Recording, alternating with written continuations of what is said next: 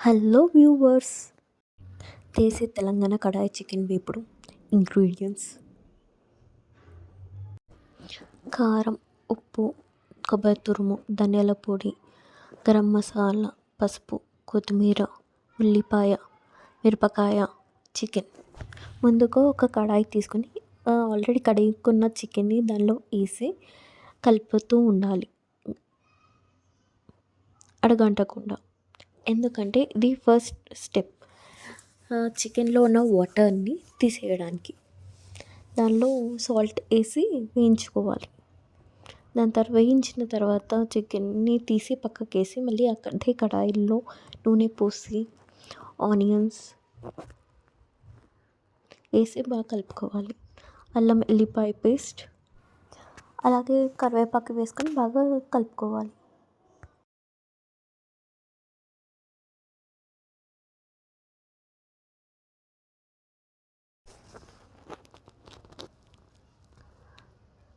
అది గోలిన తర్వాత మనం ముందుగా మధ్యలో కట్ చేసుకున్న మిర్చిని దానిలో వేసి కలుపుకోవాలి.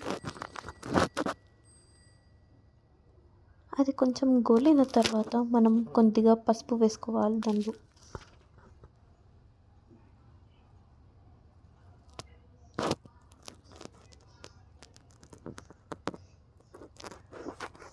వేసుకున్న తర్వాత బాగా కలుపుకోవాలి.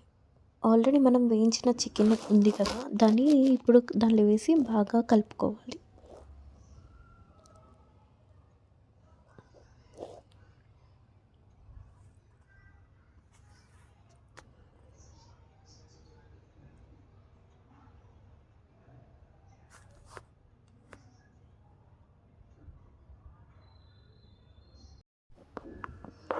కలుపుకున్న తర్వాత ఇప్పుడు కొద్దిగా కారం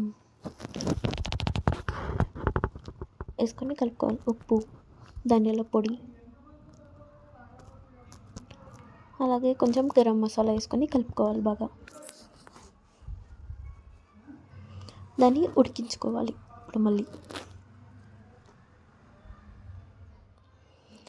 మీకు ఆయిల్ సరిపోలేదు అనుకుంటే మళ్ళీ బ్యాచెస్గా ఆయిల్ వేసుకోండి, గిన్నె అడగంటకుండా.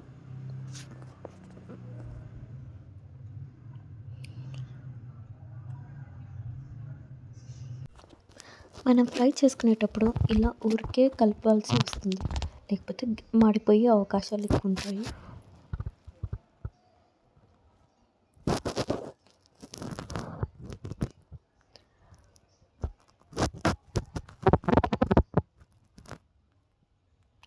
ఒకవేళ మాడిపోయినట్టు అనిపిస్తుంటే మీరు బ్యాచెస్లో ఆయిల్ వేయాలి.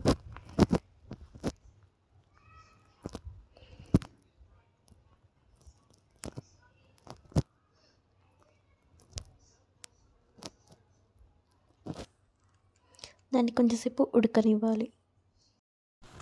మీరు చూస్తున్నారు కదా, చికెన్ కర్రీ ఆల్మోస్ట్ లాస్ట్ స్టేజ్కి వచ్చేసింది.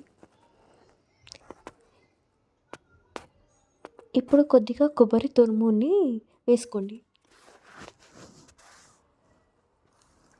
ఈ స్టెప్ వచ్చేసి కంప్లీట్లీ ఆప్షనల్, ఎందుకంటే కొందరికి కొబ్బరి పడదు, తింటే ఎక్కువచ్చిన ప్రాబ్లమ్స్ అది అవుతుంటాయి. కాబట్టి ఇది జస్ట్ టేస్ట్ని యాడ్ చేయడానికి మాత్రమే.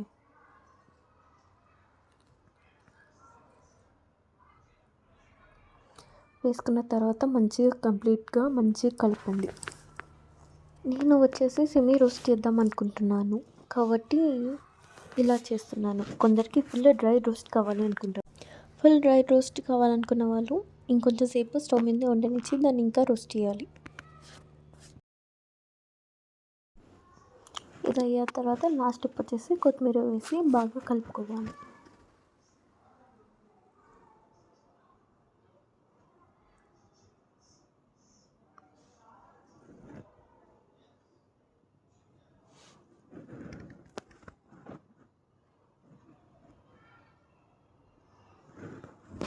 బాగా మిక్స్ చేసుకున్న తర్వాత ఇక స్టవ్ ఆఫ్ చేసి మీరు సర్వ్ చేసుకోవచ్చు. ఇది చపాతీ మీద కన్నా రైస్ మీద కన్నా చాలా బాగుంటుందండి. చూడండి.